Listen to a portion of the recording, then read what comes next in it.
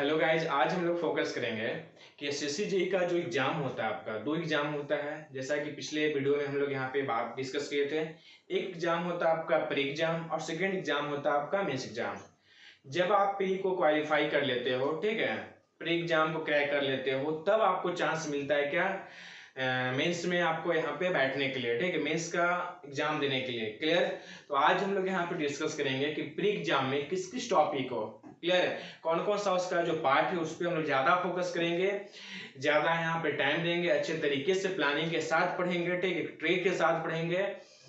तो हम लोग यहाँ पे कैसे जल्द से जल्द एग्जाम को यहाँ पे क्रैक कर सकते हैं 1 अटेम्प्ट 2 अटेम्प्ट में। क्लियर है। तो आज हम लोग पूरा टाइम हम लोग यहाँ पे प्री पे देंगे। क्लियर। प्री एग्जाम को कैसे क्रैक करें जल्द से जल्द। इसके बाद अगला जो हमारा वीडियो होगा उसमें हम लोग यहाँ पे डिस्कस करेंगे कि आपका प्री एग्जाम जब क्वालिफाई हो जाता है तो मेंस एग्जाम को क्वालिफाई करने के लिए क्या क्या मुद्दे होने चाहिए, किस किस टॉपिक पर डिस्कस करेंगे, ठीक है। क्यों प्री एग्जाम निकलने के बाद आपका मेंस का एग्जाम नहीं क्रैक हो पाता है, ठीक। तो हम लोग अगले वीडियो में इस पे फोकस करेंगे। तो आज हम लोग स्टार्ट करेंगे किसके बारे में, प्री एग्जाम को कैसे क्रैक किया जाए और कैसे हम लोग यहाँ पे उसमें क्वालिफाई हो सके। क्लियर। तो चलिए स्टार्ट करते हैं।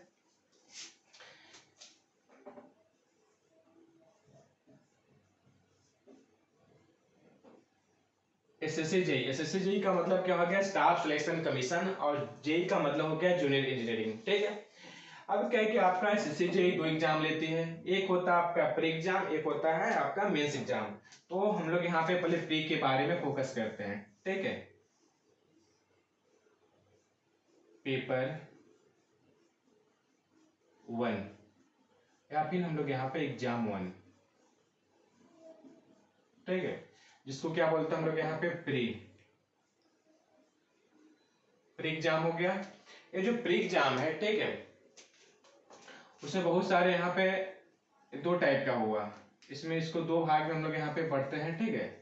दो भाग में इसका जो सिलेबस होता है दो पार्ट में रहता है।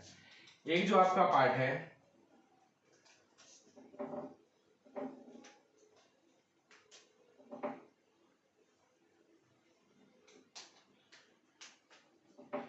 एक पार्ट है आपका टेक्निकल पेपर, और एक है आपका नॉन टेक्निकल।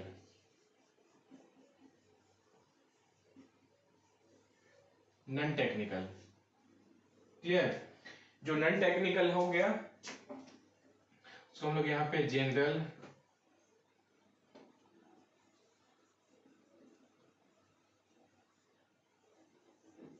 अवेयरनेस बोलिए, ठीक है।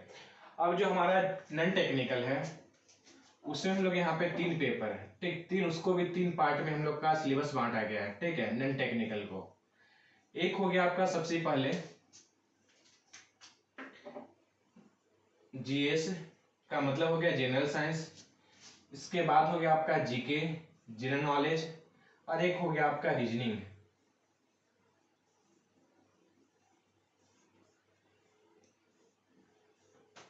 क्लियर। हम लोग यहाँ पे नॉन टेक्निकल को फोकस कर लेते हैं, इसके बाद हम लोग यहाँ पे टेक्निकल पे आते हैं। इसके बाद क्या है कि जो आपका नॉन टेक्निकल में जीके जीएस है, ये दोनों को जब कंबाइन करते हैं तो कितना नंबर होता है, 50 नंबर का एग्जाम, ठीक है। इसके बाद जो रीजनिंग है वो अकेले उससे 50 नंबर का 50 क्वेश्चन राइज होता है, ठीक, 50 क्वेश्चन पूछता है एग्जाम में। अब जो आपका जनरल साइंस है उसका भी आपका तीन पार्ट में बांटा गया इसका सिलेबस। एक हो गया आपका फिजिक्स, सेकेंड पार्ट हो गया आपका केमिस्ट्री, और थर्ड पार्ट जो हो गया आपका बायोलॉजी। क्लियर। इसके बाद जो आपका जीके है उसको यहाँ पे 7-8 भाग में उसका सिलेबस को बांटा गया है। फर्स्ट में आता है आपका यहाँ पे ज्योग्राफी, सेकेंड है आपका पॉलिटी मतलब पॉलिटिक्स। इसके बाद थर्ड है आपका इकोनॉमिक्स, हिस्ट्री ले लीजिए, हिस्ट्री से ज्यादा क्वेश्चन पूछता है। इसके बाद है आपका इकोनॉमिक्स, इसके बाद आपका पूछता है स्टैटिक जीके, इसके बाद पूछता है आपका कंप्यूटर, इसके बाद पूछता है आपका यहाँ पे करेंट अफेयर। क्लियर? तो क्या आपका इतना पार्ट है इसका, कितना 1 2 3 4 5 6 और 7, ठीक है। तो आपका जो जीके वाला जो पार्ट है उसको 7 पार्ट में क्या किया गया, क्लासिफाई किया गया है। क्लियर? इसके बाद आपका है जो रीजनिंग है उसका भी आपका 3 पार्ट है। एक है आपका वर्बल, सेकेंड जो पार्ट है आपका नॉन वर्बल, और थर्ड जो पार्ट है आपका लॉजिक, ठीक है, लॉजिक रीजनिंग। तो आपका क्या हो गया, ये आपका 3 पार्ट है। कौन कौन? जीएस, जीके और रीजनिंग। जीके और जीएस को मिलाते हैं तो 50 नंबर का क्वेश्चन पूछता है, 50 क्वेश्चन, और रीजनिंग से अकेले 50 नंबर का क्वेश्चन पूछता है। क्लियर? अब आते हैं हम लोग यहाँ पे जनरल साइंस में, ठीक है। आपका क्या, आपका यहाँ पे फिजिक्स का क्वेश्चन, बेसिक क्वेश्चन पूछता है यूनिट सब के बारे में, फिर केमिस्ट्री का क्वेश्चन पूछता है और बायोलॉजी का। तो देखिए आप लोग का फर्स्ट सेमेस्टर और सेकंड सेमेस्टर में जो फिजिक्स केमिस्ट्री पढ़ाया जाता है तो मैक्सिमम क्वेश्चन वहां से ही आपका रिलेटेड रहता है। तो अगर फिजिक्स और केमिस्ट्री को आप फोकस करो, फर्स्ट सेमेस्टर का, सेकंड सेमेस्टर का जो आपका फिजिक्स और केमिस्ट्री का पोर्शन होता है उसको अगर आप फोकस करो, इसके बाद आप प्रैक्टिस टेस्ट जो होता है, टेस्ट सीरीज होता है, ठीक है, उसको आप कंटेंट करो, ठीक। इसके बाद आपका यहाँ पे अच्छा स्कोरिंग हो जाए, किसका? आपका जीएस से, ठीक, जनरल साइंस है। इसका जो क्वेश्चन पूछता है आपका कितना, फिजिक्स केमिस्ट्री और बायोलॉजी मिलाकर वो क्वेश्चन पूछता है आपका 15 नंबर से लेकर 17 नंबर। क्लियर है? कितना नंबर का? 15 से 17 क्वेश्चन पूछता है, हर एक क्वेश्चन 1 नंबर का रहता है। क्लियर? इसके बाद जो ज्योग्राफी है, इससे जो आपका क्वेश्चन है वो आपका क्वेश्चन पूछता है 8 से 10 नंबर का क्वेश्चन। क्लियर? जो पॉलिटिकल है, पॉलिटी, ठीक, उससे आपका 5 क्वेश्चन पूछता है। हिस्ट्री जो है उससे आपका यहाँ पे 5 से 6 क्वेश्चन यहाँ पे पूछता है। इकोनॉमिक्स है, इससे भी आपका 4 से 6 नंबर का क्वेश्चन पूछता है। क्लियर? जो स्टैटिक जीके है इससे आपका 2 नंबर का क्वेश्चन पूछता है, और जो आपका कंप्यूटर है, बेसिक कंप्यूटर, इससे 2 नंबर का क्वेश्चन पूछता है। क्लियर?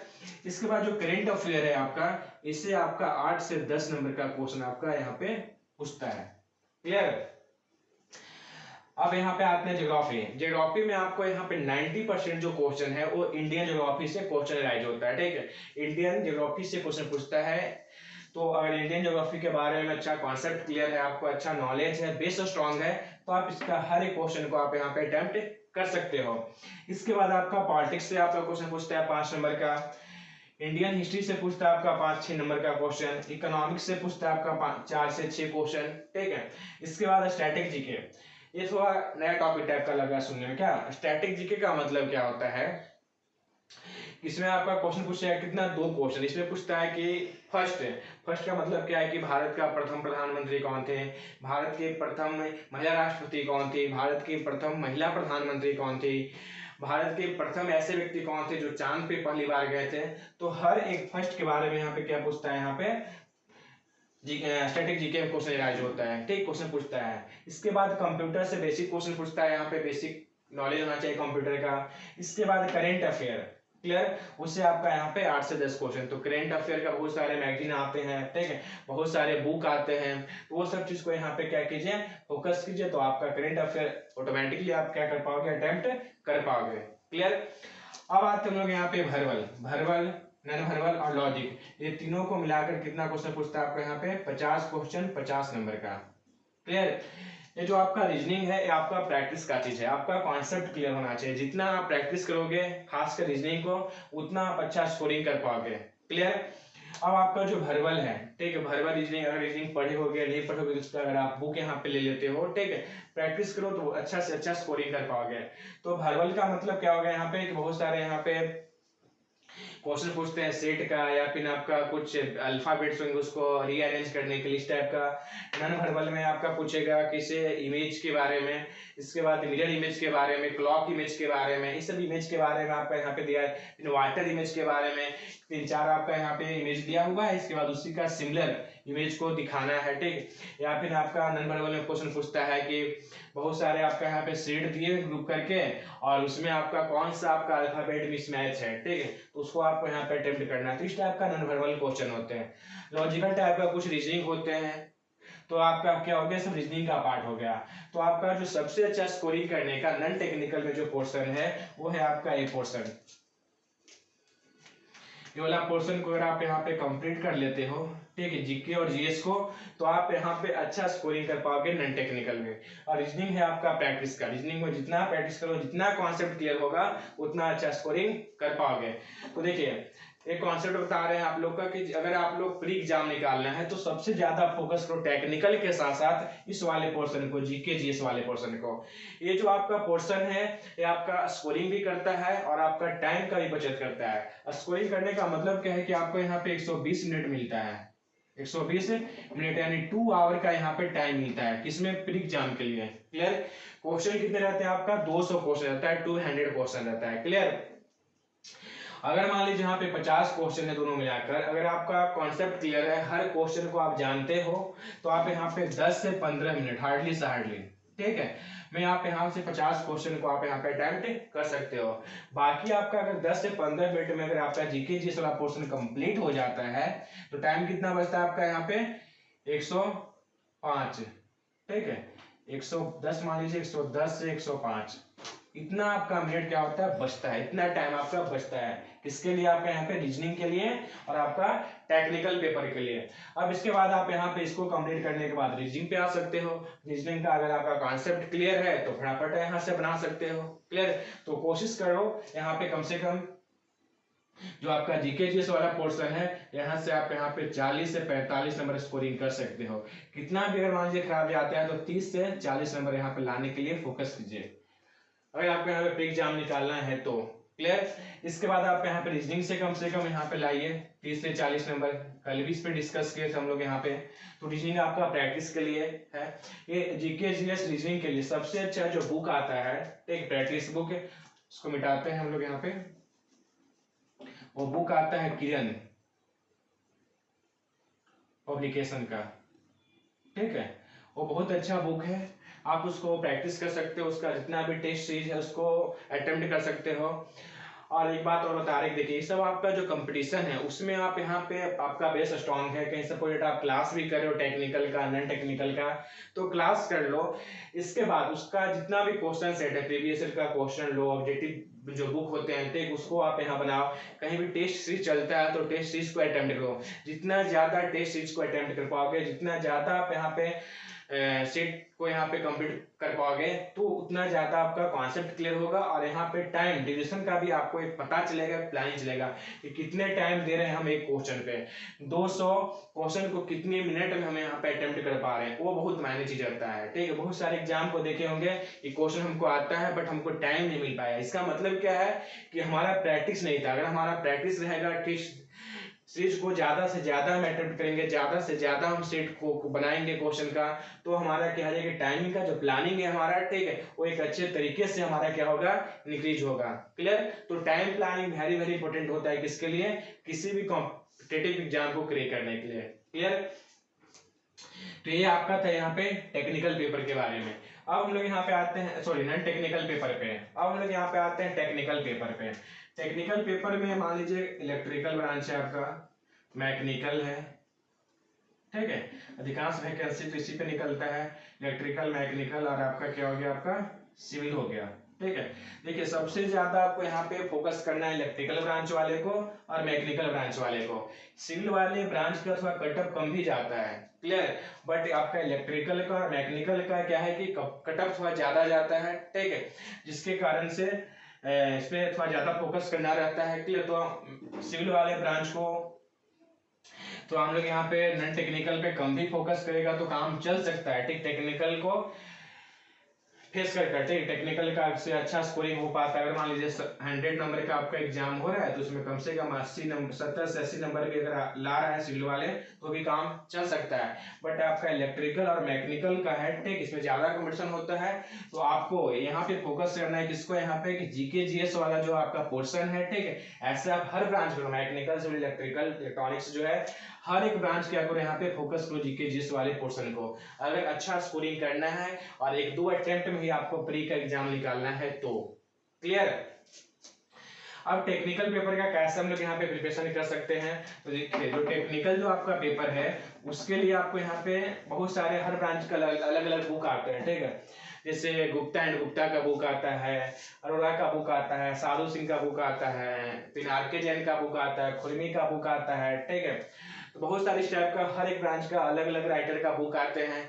तो जो आपका ऑब्जेक्टिव क्वेश्चन होता है, ठीक है, तो देखो कि हमारा जो पिछले साल में, ठीक है, इस पे हम लोग एक अलग से सेपरेट वीडियो हम बनाएंगे जिसपे बताएंगे कि आपका इलेक्ट्रिकल के लिए, मैकेनिकल के लिए, सिविल के लिए कौन कौन सा बुक है अच्छा रहेगा, और आने वाला भी जो प्रेजेंट का जो टाइम चल रहा है उसमें कौन सा बुक से ज्यादा यहाँ पे क्वेश्चन क्या होता है, किसे मैच कर पाता है। क्लियर। देखिए एक छोटा सा कॉन्सेप्ट बता रहे हैं, बहुत इंपॉर्टेंट कॉन्सेप्ट है। जब से आपका ऑनलाइन एग्जाम हुआ है, ठीक, तब से आपका यहाँ पे टीसीएस कंपनी क्या करते हैं, एग्जाम को अटेम्प्ट आते हैं, एग्जाम लेती है। कौन लेती है? आपका यहाँ पे टीसीएस कंपनी, जो आपका ऑनलाइन एग्जाम कंडक्ट करती है। क्लियर। तो आपका क्या करती है, क्वेश्चन आपका अधिकांश जो होती है वो सेट करती है। तो आपका जो क्वेश्चन आता है, आपका ऐसा नहीं किसी बुक से आपका 90% क्वेश्चन मैच कर जा रहा है। गुप्ता एंड गुप्ता का, अरोड़ का, ठीक, अरोड़ा का, इसके बाद आर.के. जैन का, खुरमी का, ठीक है, वी.के. मेहता का। ऐसा नहीं कि आपका किसी बुक से आपका 100% क्वेश्चन मैच करता है, 50% क्वेश्चन मैच करता है। अब का जो क्वेश्चन आ रहा है आपका यहाँ पे, देखिए क्वेश्चन इसलिए अब यहाँ पे आपका जो कंपटीशन हो गया ज्यादा हाई हो गया, इसलिए कि नंबर ऑफ स्टूडेंट बहुत ज्यादा होते हैं, वैकेंसी बहुत कम होता है, ठीक। तो कंपटीशन को क्या किया गया, बढ़ा दिया गया है। अगर आप किसी भी टॉपिक को अगर कॉन्सेप्चुअल ढंग से पढ़ते हो, हर एक टॉपिक को अगर अच्छे तरीके से आप यहाँ पे फोकस करते हो, ऐसा नहीं कि हम खाली रटा मारे जा रहे हैं, ठीक है, किसी कोई बुक उठा लिए फॉलो कर उसका जितना ऑब्जेक्टिव बनाते जा रहे हैं, तो ऐसे आपका एग्जाम नहीं क्लियर कर पाइएगा। उसके लिए हर एक टॉपिक का आपका कॉन्सेप्ट क्लियर होना चाहिए। अब आजकल का जितना आपका जो क्वेश्चन पूछता है, किसमें, आपका एसएससी जेईई का प्री एग्जाम में, वो आपका कॉन्सेप्चुअल क्वेश्चन पूछता है। फिर आप प्रीवियस ईयर का 1 साल का 2 साल का क्वेश्चन आप उठा के देखिए क्वेश्चन बैंक को, तो जितना भी क्वेश्चन पूछता है किसी खास बुक से मैच नहीं करता है। आजकल का हर एक क्वेश्चन कॉन्सेप्चुअल क्वेश्चन पूछता है।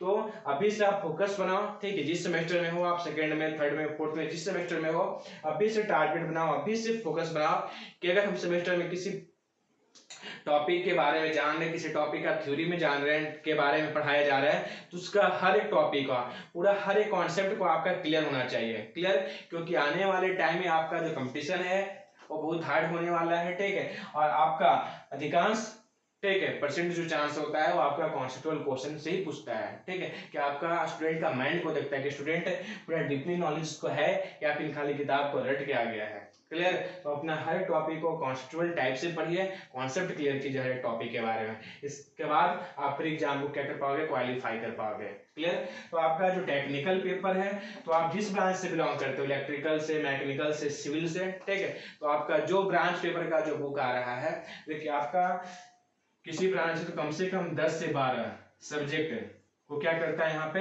क्वेश्चन पूछता है। कभी कभी क्या होता है कि आपका जो 5 टॉप सब्जेक्ट है, ठीक, 5 टॉप पेपर है, उसी से ज्यादा क्वेश्चन पूछ दिया।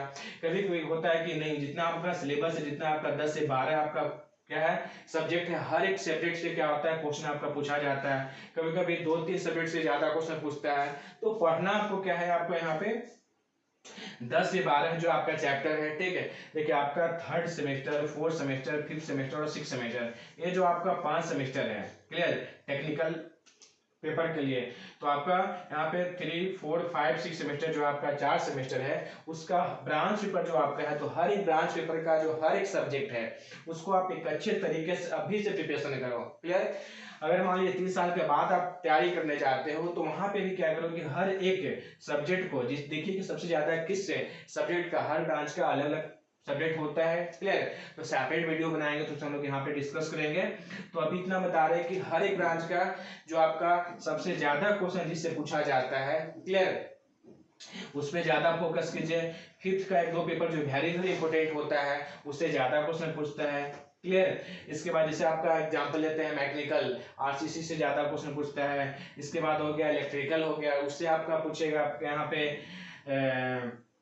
आपका पावर इलेक्ट्रॉनिक से क्वेश्चन पूछता है। इसके बाद मशीन से क्वेश्चन पूछता है, पावर सिस्टम से क्वेश्चन पूछता है इलेक्ट्रिकल वाले को। इसके बाद आपका जो सिविल हो गया उससे आपका पूछेगा आरसीसी से, ठीक है। मैकेनिकल वाले को आरएसी से पूछता है। इसके बाद आपका स्टील कंस्ट्रक्शन से पूछता है। तो ये सब हर एक ब्रांच का, ठीक है, बहुत सारे क्वेश्चन है। सिविल से जाइएगा तो स्ट्रेंथ ऑफ मटेरियल हो गया, फ्लूइड मैकेनिक्स हो गया। तो हर एक चीज से आपका जो वेरी वेरी इंपॉर्टेंट सब्जेक्ट है उससे ज्यादा क्वेश्चन अराइज होता है। तो आपका जो न्यूमेरिकल पेपर है, ठीक है, उस पर ज्यादा फोकस करो, ठीक है। थ्योरी पेपर से बहुत ज्यादा कम ही क्वेश्चन पूछा जाता है। तो ऐसा बात नहीं कि लोग यहाँ पे थ्योरी पे ज्यादा फोकस नहीं करना है, वो आपका डिपेंड करता है कि आपका जो सेटर है, ठीक है, वो किस टाइप से क्वेश्चन को सेट किया जा रहा है। क्लियर है? तो आपको फिर भी आपका जो मिनिमम मैक्सिमम जो चांस होता है आपका न्यूमेरिकल पेपर पे ज्यादा फोकस करो, ठीक है। इसके बाद आपको 10 से जो 12 सब्जेक्ट होता है सब पे फोकस करना है, ठीक है। अगर आपका अच्छा स्कोरिंग करना है, एक दो अटेम्प्ट एग्जाम को निकालना है, तो हम सेपरेट वीडियो जब बनाएंगे तो हम लोग वहां पे और डिस्कस करेंगे। क्लियर है? तो ये था आपका टेक्निकल पेपर और नॉन टेक्निकल पेपर प्री के लिए, कि प्री एग्जाम को कैसे हम लोग यहाँ पे क्रैक करेंगे। क्लियर? तो एक बात और बताते हैं लास्ट में कि सबसे ज्यादा आप यहाँ पे ऑब्जेक्टिव क्वेश्चन जो है आपका उस पर फोकस करो। हर एक टॉपिक को अच्छे तरीके से कॉन्सेप्ट के साथ पढ़ो। इसके बाद जितना से ज्यादा आप यहाँ पे टेस्ट सीरीज अटेम्प्ट करो। जितना आपका ऑब्जेक्टिव कहीं पे क्वेश्चन है प्रीवियस ईयर में जो क्वेश्चन आ चुका है उसको यहाँ पे क्या करो, बनाओ, ठीक है। देखो कितना मिनट में, कितने टाइम में हर एक क्वेश्चन का अटेम्प्ट कर रहे हैं। अगर 200 नंबर का क्वेश्चन है तो आप टारगेट बनाओ कि हम यहाँ पे 100 मिनट में बनाएं, ठीक है। 120 मिनट में बनाए। स्टार्टिंग में तो आपका 100 मिनट में नहीं बन पाएगा।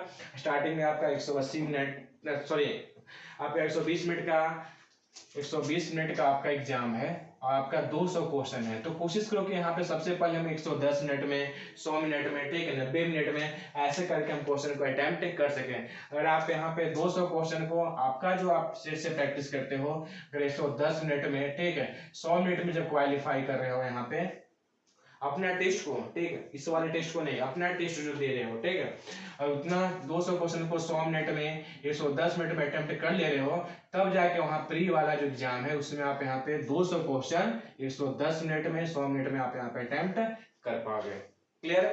तो आज के लोग यहाँ पे इतना ही रखते हैं। इसके बाद भी अगर कोई कंफ्यूजन है, कोई डाउट है, तो हमारे कमेंट बॉक्स में कमेंट कीजिएगा और हम आपके कॉन्सेप्ट को, सॉरी, हम आपके जो डाउट है, कंफ्यूजन है, उसको हम क्लियर करने का फोकस करेंगे। और अगला जो हमारा वीडियो आएगा, अगला जो हम लोग यहाँ पे क्लास में डिस्कस करेंगे अगले क्लास में, वो होगा हमारे पास क्या, एसएससी जेईई का मेंस एग्जाम के बारे में। किसके बारे में? मेंस एग्जाम के बारे में। इसके बाद हम लोग मेंस एग्जाम में वहां पे फोकस, उसी वीडियो में हम लोग यहाँ पे फोकस करेंगे उसी क्लास में कि मैकेनिकल, इलेक्ट्रिकल और सिविल के बारे में। क्लियर? तो चलिए फिर अगले क्लास में मिलते हैं अगले वीडियो के साथ। Okay, bye.